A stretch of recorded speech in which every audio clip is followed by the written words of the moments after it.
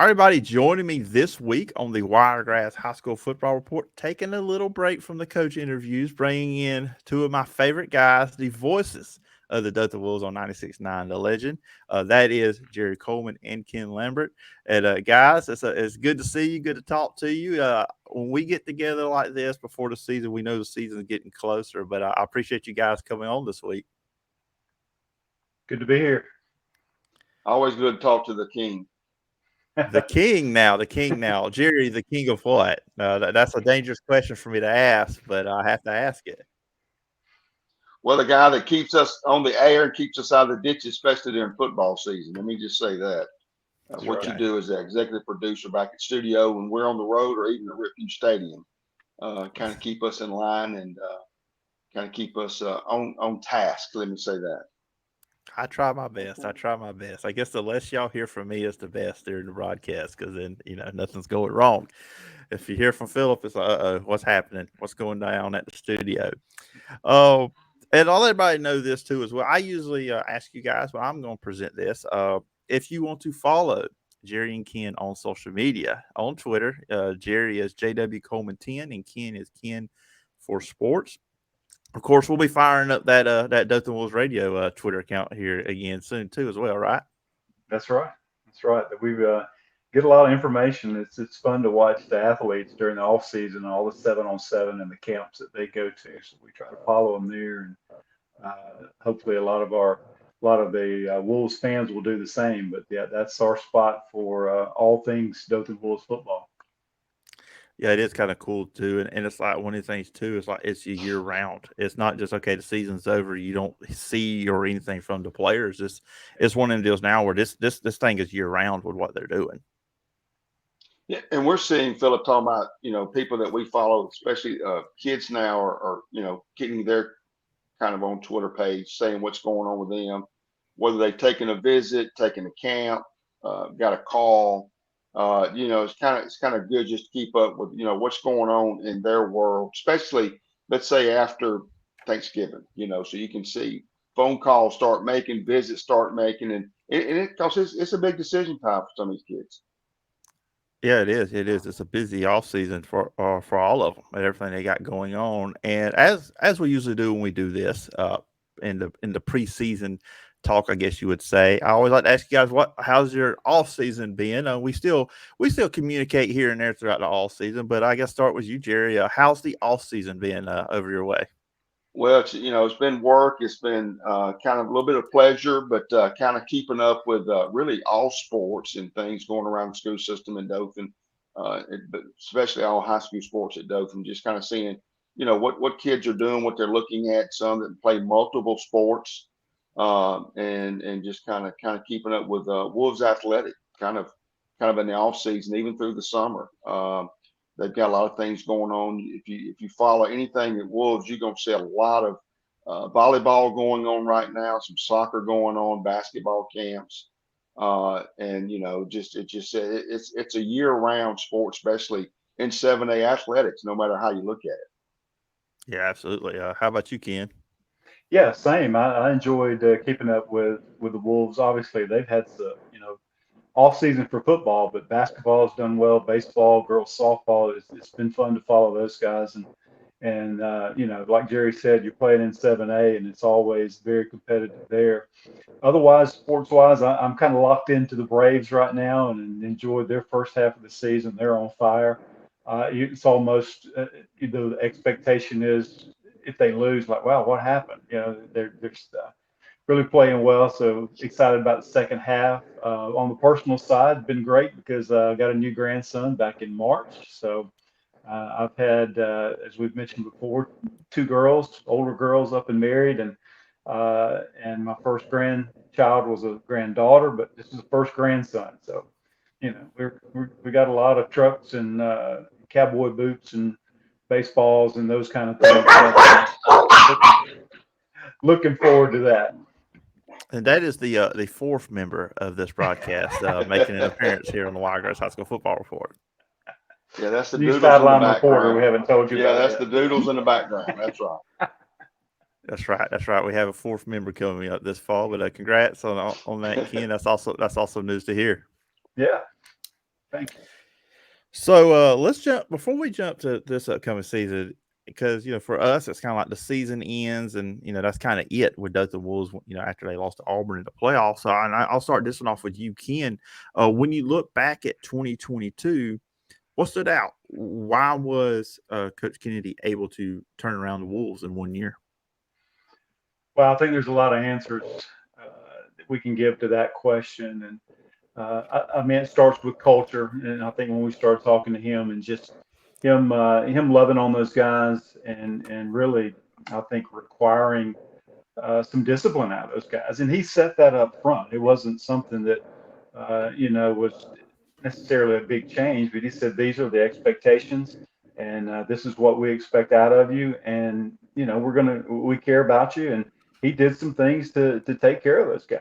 He talked about the feeding program and all the things that he pulled together. He's a very organized coach. We've seen that through the year. I think that's one part of it.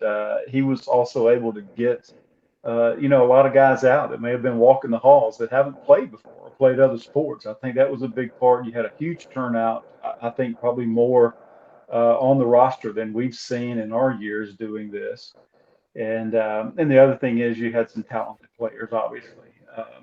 And he was able to do something unique, at least unique for us in the single wing offense, and that gave a little bit different look for some of these teams they haven't seen before. And he put together the offense that fit the talents that he had. And when you have somebody like a Raymond Blackman and just a playmaker that can change the game, just by handing him the ball one time, and as well as so many other guys that we'll talk about, I'm sure here. But there's multiple reasons I think, but all those came together, and we had the ball bounce our way a couple of games. We'll talk about those as I think back. Some of those games were really tight, and so you got to have that to have a good season, I think.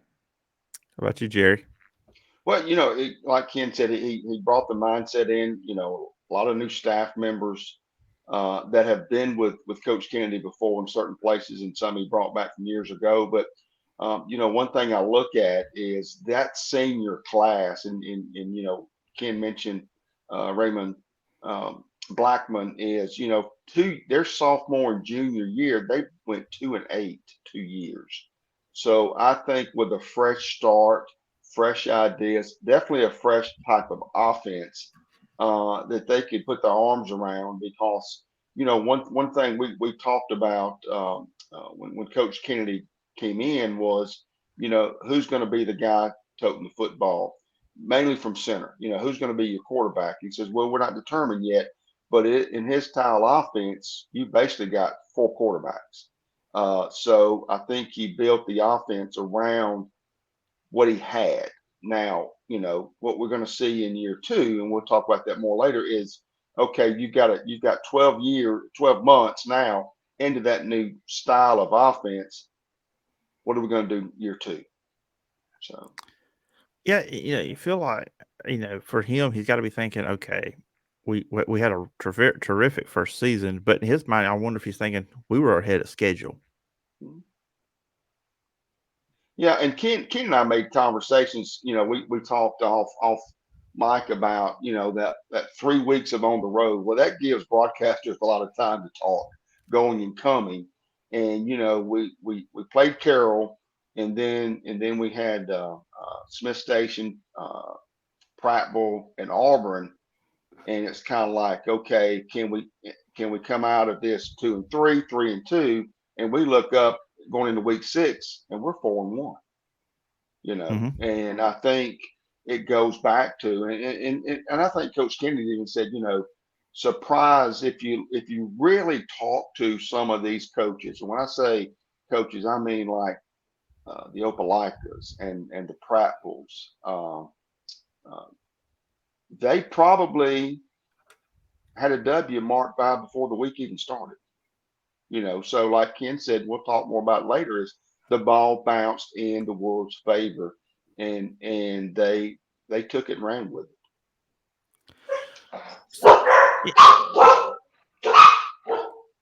it. And looking back too, at last season, and I'll ask you guys this too. And let Jerry, you start off. Just we talked about these bounces going away. These tremendous finishes Dothan had. Getting to the postseason.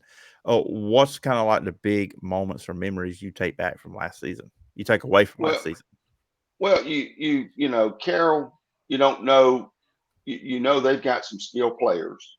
You don't know how they're going to perform against a new Dothan Wolves team, but they had some great skill players. And Ken, correct me if I'm not wrong. One of the coaches' kids at Carroll was probably one of the fastest athletes at the time in the state. And Yeah, I, I you had know, and, forgotten and that, but yeah, now yeah, that you mention it, yeah, and you kind of think, okay, how can we, collapse around that?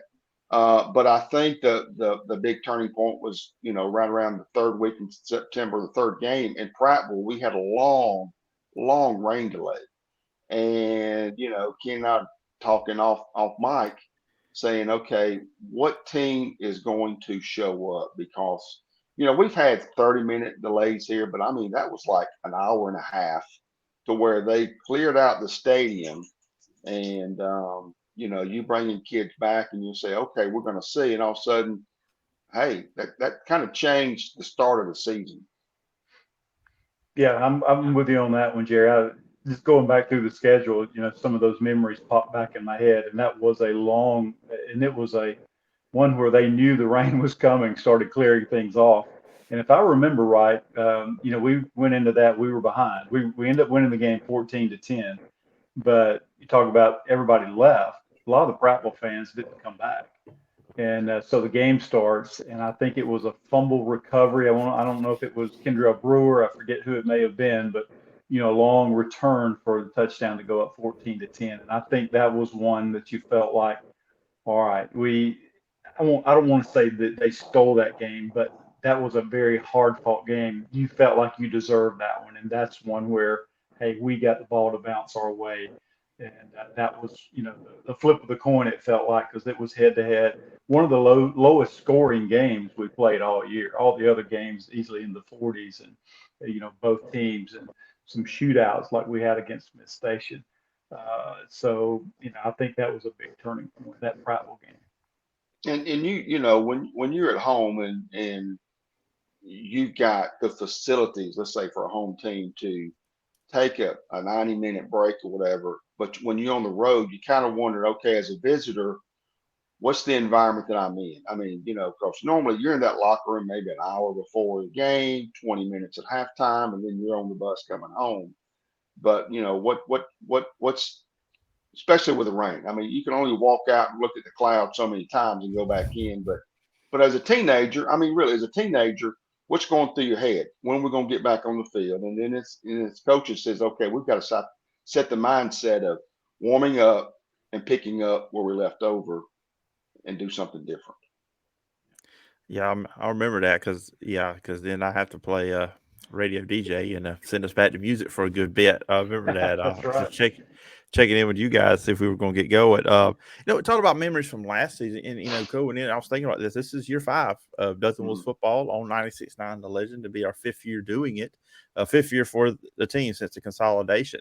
And I guess I'll start this off with you, Ken. Just looking back at, we're going into year 5, overall memories and thoughts, how it feels like just yesterday it was 2019 doing that first game, that kickoff classic game. It was a Saturday game for Dothan, and now look at it here, we're in year 5. Yeah, I mean, to me, it really goes back to the transition, the combining of both schools, and becoming the Dothan Wolves. And obviously, Coach Grider, when he came in, built up the excitement there, and did a good job of kind of building some of that foundation, I think. And the student body and the city was excited about that. And we remember we're still playing 6A at that time. And Mm-hmm. so, then you transition to 7A, and some of these teams that most of the fans were only familiar with of reading in the paper, the Centrals and the Auburns of the world. Now you find yourself playing in the toughest region in this out there, and every game is huge. So, yeah, I think you look over the years, and they've built on that. Now you see that continuing with some of the building that's going on, obviously with the stadium and upgrades there, and now building on campus. And so, the discussions have been around, if we're going to play 7A, let's build a 7A type program. And that, it takes time. And, the Prattville's of the world that we talk about, and the Auburns and Central Phoenix cities just didn't pop on the scene. This is something that they're kind of perennial. Every year you expect those guys to be in the mix, and they built that and deserve that. So, and I think that's, Dothan is still on that upward climb. And it's exciting to think about, where they could end up. I know that when we've talked to Coach Kennedy, he believes that's where we want to go. And, he last year, the big thing was, if you remember him saying, "Hey, we got to get stronger if we're going to play 7A." So they focused a lot in the weight room. So there's still, I'm sure, those pockets of things like, we're going to work on this, and if we're going to compete here, here's what we're going to have to do. So there's still things they have on their radar, and so it'll just be fun to watch them to keep progressing through that. How about you, Jerry? Yeah, you look at Coach Grider, you look at his history, you look at where he's been, you look at Park Crossing. They started a new school. They hire him. We called football games for Dothan Tigers then and go play them. And it was, competitive when they only had 10th graders. 10th and 11th graders got a little stronger. 12th graders, they dominated when he had 3 years there. So it kind of brought the right guy, right coach, right man at the right time when you're combining two schools. And I mean, Ken and I can remember as a view looking from the broadcast booth at Rip Hughes, looking out there that first year and second year, and you're seeing 100+ kids dressed out, and you look across the 50, and there may be 60. So, and then of course that was the 6A phenomena, and then like Ken said, you go to 7A and you get hit in the mouth Mm-hmm. because it's they're used to it. This is the names you always have heard about. This is the names you will probably always hear about. And I'm talking about the Prattville's, the Opelika's, the Central Phoenix cities, and the Auburns. And when Ken said, we're in the toughest region in the state, there's no doubt. I mean, the four teams that came out of this region last year in 7A went to Mobile, Baldwin County, and came back with 4 wins, and that's big. That's big when you're in a hot spot going against schools in Mobile County, going against schools in Baldwin County. Um, but it just lets you know that not only it's a strong region, it's probably, I think, Ken, the largest region where we're one of only few that's got 9 teams in that region. I mean, most schools got 7, some have 8, but 9 really steps it up because at the end of the year, you got 5 teams that are staying at home. They're Yeah. not making playoffs. Large in number of teams and in geography. There's a lot of Yeah. travel miles in our region too. That plays a part as well.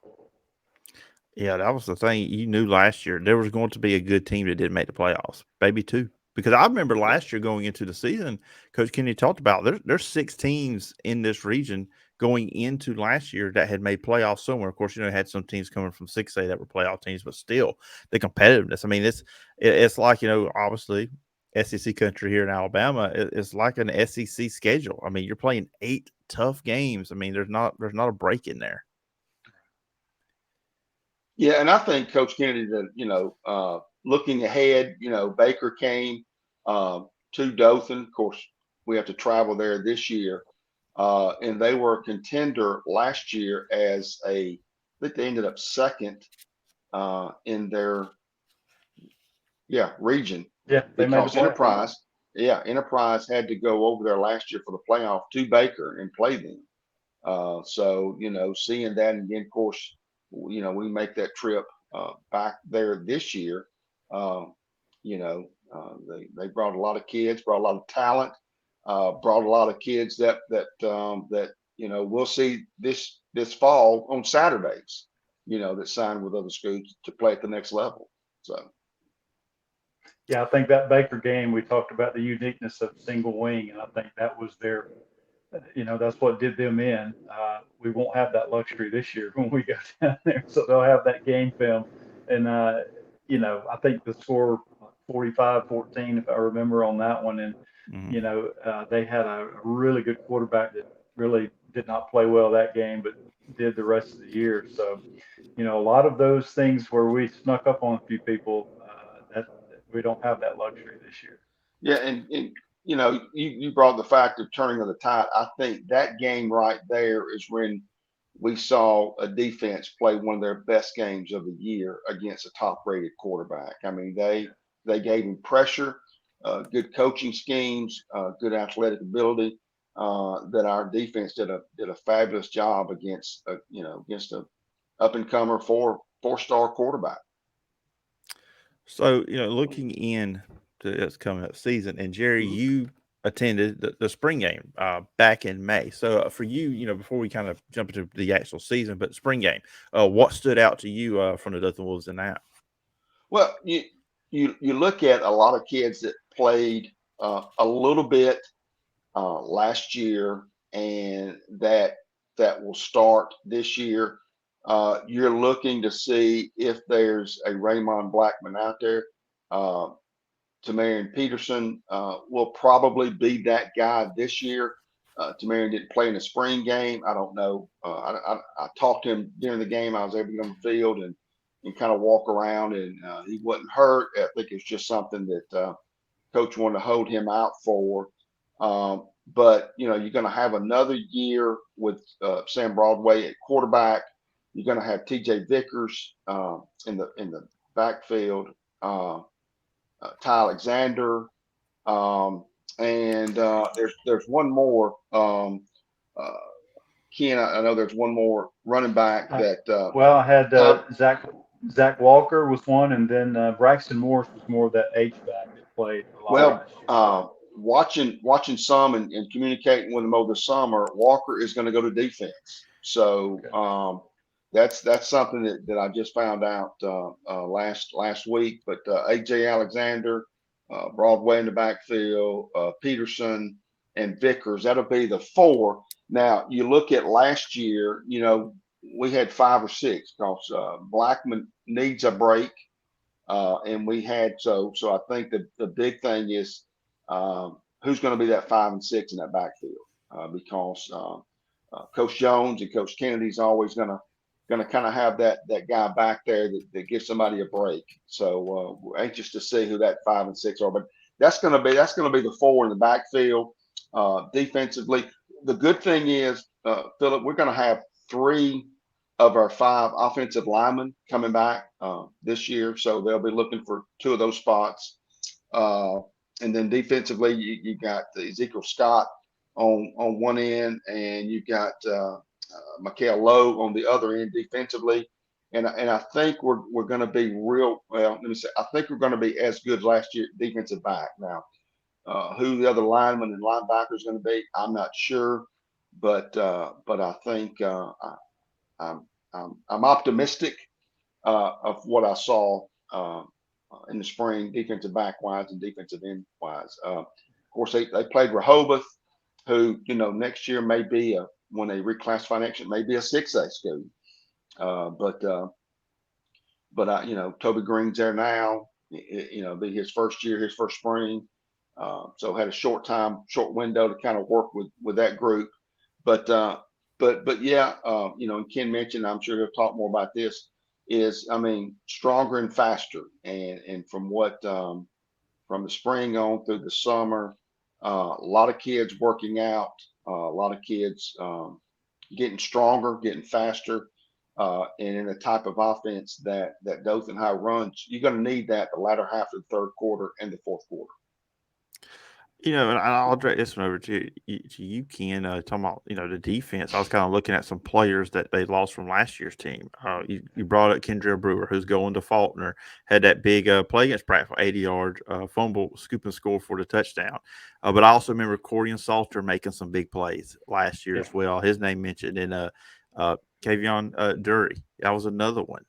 So kind of they have players coming back, I know, but those are some names because it's like those players I remember, especially in the fourth quarter. I'd hear Yeah. Jerry and Ken too as well. You guys would mention their names because they were somewhere near the ball making a big play. So replacing those playmakers, I'm kind Yeah. of curious what you think on that. Now I had Keavion Dury as a junior. Did you have him as a senior? Okay, I was He's going off the returning.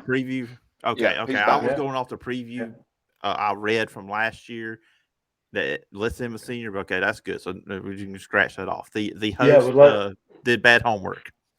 No, when you start out and do that, then you realize some of those guys were misclassified until we figured out where they were. We're kind of in that odd time where we're just going off of paper what we knew to be the case last year, and Hmm. that's really where it's tough in high school football. But since we're kind of talking about defensive backfield, that's where I think we'll continue to be strong. And you remember, I think Coach Kennedy and that whole coaching staff just did a great job.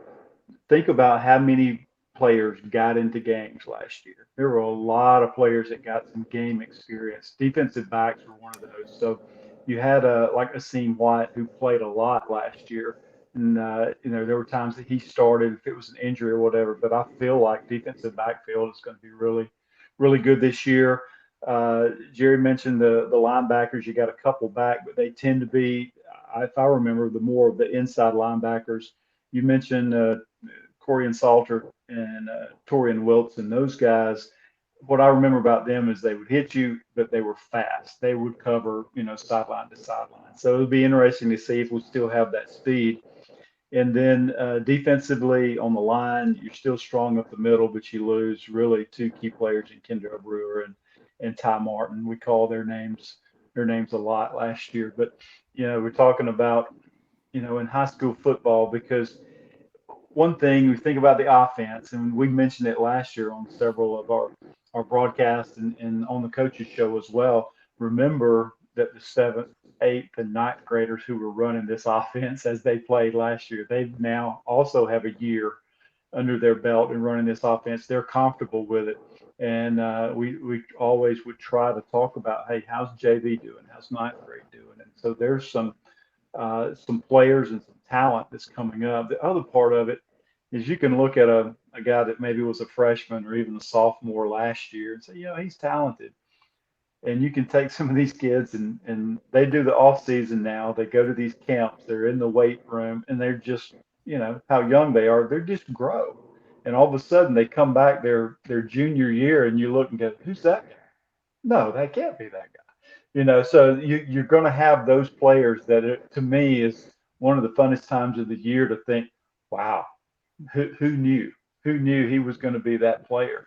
Because they just develop and they just grow. And so, we can look at the paper of what we had last year and say, here's who's back and who we're missing. But you can never really tell who those guys are going to. We're going to have four or five that are going to stand out that we never even thought that they're going to be the players that they were, and that's always fun in all of high school football. That's just the age they are. And, Yeah, and Philip, just absolutely. looking at spring roster, I think we probably had about 42 to 45 sophomores, probably 30 juniors, and about 25, 28 seniors. So, like Ken said, a lot of those freshmen last year, sophomores this year, they bring that offense, and there's a lot of kids out there. Yeah, and that's the good thing. You look at the future. It's good right now, but how much better is it going to be in the next couple of years? Just kind of, and the last thing we're going to talk about here, the schedule. And it's kind of, and we were talking off air before we hit record. It's basically a flip of last season. And the way it starts, like the first half of the season, 4 of the 5 games are at home, reverse from last season. Carroll on a Thursday night. And then they go to Percy Julian. People want to know who's that. Formerly Lee. They changed their name. And then you'll have home games against Auburn, Prattville, and Smith Station. So I'll start with you, Jerry. Just that first half, what stands out to you? Well, you don't want to look past first two games, but Auburn's going to be kind of set the tone. Yeah. We talk a lot about this region. There's no week break except maybe in week one, because you're playing a school that a lot of kids in the program know the kids in the Carroll program. But then we start when we say distant schools, you don't know a lot about them except what you can see on film last year. Montgomery schools they flip a lot with kids moving in, moving out, moving around. So but to me, week three is going to be a big test. Not saying the first two will not, but I think luckily uh, Carroll home, and then you go to Crampton Bowl, but then you got Auburn, Prattville, Smith Station at Repuse. And then I'll let Ken get your analysis on the second half. But that's when the you guys will be road warriors for about 4 straight games. Luckily, there's an off week and Enterprises in there, but you'll have at Baker the tournament. Y'all mentioned that earlier on here on the show. Then you go to Central Phoenix City, who a lot of times they are at the top of this region. They are sometimes, and a lot of times, the class of the region. And then you go at Enterprise, big rivalry game, off a week. Then you have the matchup at Opelika. We remember that last year when they came to Dothan. That was basically was a playoff game. And then you close out with Jeff Davis. So Ken, when you look at the second half of the season, what stands out to you? I tell you what, when you look at that second half and on the road, it's brutal. Like I said, Baker, a playoff team last year. I don't think we're going to sneak up on them. And so, you know, even if you want to back up a little bit, you're like, well, wow, if we can get past Prattville, then Smith Station was a shootout. Thank goodness they're coming to Dothan. Never like to go play up there. But now if you can get through those, you've got to get on the road. And I don't know. I don't want to be. Don't want Baker to be that game that you're like, oh, well, they're not in our region, and oh, we got Central coming up. I don't want us to overlook that, and I don't think coaches are going to allow them to do that. But that's going to be a pivotal game to go ahead and get the W there. And then you got to look at Central. I mean, my goodness, you have to think back last year. That was a really good game here in Dothan. If you guys remember that, we had them scared. Mm-hmm. We lost that one 35-28, but we had them on the ropes there for a while. But then, they go and they lose to Auburn in the playoffs. If you remember, that was a really good game. I think most of we listened and texted back and forth that night. They lose to Auburn 14-13. Of course, Auburn goes on and plays in the championship game. So that's one that, to me, it's the Auburn game and the Central game is where you kind of test how are we doing in this region? How are we progressing? And so that Central game is going to be huge. And I think the Enterprise game, oh my goodness, we kind of got embarrassed last year. We thought we were ready for them, and they just they beat us down at home, and so I think that's going to be a rivalry more than ever will be a big part there. So that's 3 straight games on the road, like you say. Enterprise is close, and then you're going to really need that break on October the 20th before you go to Opelika because they're going to have just how we felt about the Enterprise game. They feel that way about us in that one. So there is no break here. Like Phillip, you compared it to the SEC. Just when you think you might get a breather, be careful. That would be the one that's going to be on your schedule as an L pretty quick. But all of them are so important, and the old saying, we just take them 1 week at a time, and that's all you can do. And you have to get better every week, and that's the good thing. The bad thing is you play Auburn early on, like we did last year. The good thing is some of the tougher parts of your schedule back to back are later in the year. So you have to continue to improve and hope everybody stays healthy. But man, oh man, and I'm sure Coach will echo that just like he did last year, guys.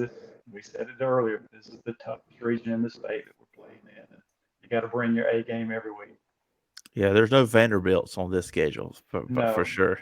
no, and even the Carroll game, a smaller school. If you remember last year, we kind of got off to a slow start there. We Mm-hmm. had a good second half, but there were a few people scratching their head early in that game, and Carroll played us tough. So everyone's important.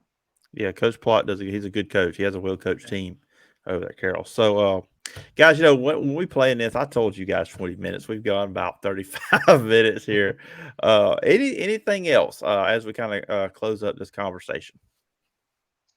I went on campus one day last week. This week is what Coach Kennedy calls a dead week.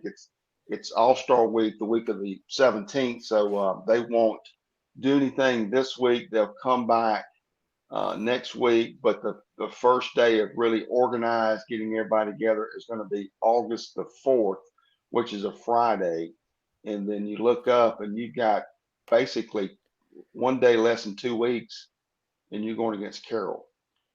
Facilities, I think, are looking great. Guys are out there working every day. And Ken and I have been through the state seeing a lot of these 7A schools in their facilities, and it's good to see Dothan saying not only are we going to put 7A in our path, we're going to try our best to get the facilities to match up with 7A schools in all sports, Mhm. So. Philip, I was going to say, we talk a lot about this single wing offense, but I did flash back, and I remember Coach Kennedy saying, "Look, this might be our base offense, but we're gonna modify and change this offense based on one, the talent that we have and who we're playing." And there were times last year where we split out some receivers wide and go 4 or 5 wide and throw the ball a little bit. So he's going to take a look at the talent that he has back there. It's hard to replace a Raymond Blackman as far as a playmaker, but we've got plenty of running backs and especially people in the backfield.